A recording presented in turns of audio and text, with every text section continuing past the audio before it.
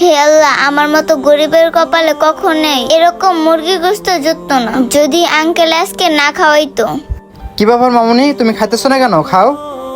আচ্ছা আঙ্কেল, খাইতেছি। তাড়াতাড়ি খাও, খাবার সামনে রেখে কেউ কি এভাবে বসে থাকে? এ মুরগির গোশত খাইতে না জানি কতই স্বাদ।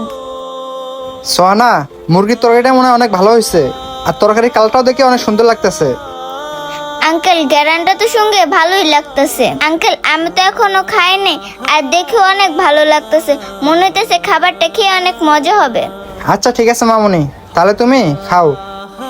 জানেন আঙ্কেল, আমাকে না কেউ কখনো এভাবে এনে মুরগির গোশত দিয়ে ভাত খাওয়ায় নাই। আজকে আমি আপনার জন্য মুরগির গোশত দিয়ে ভাত খেতে পারতেছি।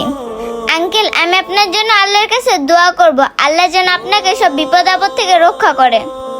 আচ্ছা মামুনি, তাহলে তুমি বেশি না কথা বলে খেয়ে নাও, আর খাবার সামনে রেখে এভাবে বেশি কথা বলতে নেই।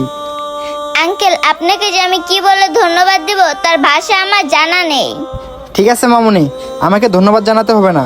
তুমি না বললা তুমি নাকি মুরগির গোশত দিয়ে অনেকদিন ধরে ভাত খাও না, তাই তুমি বেশি না কথা বলে মুরগির গোশতটা দিয়ে পেট ভরে ভাত খাও।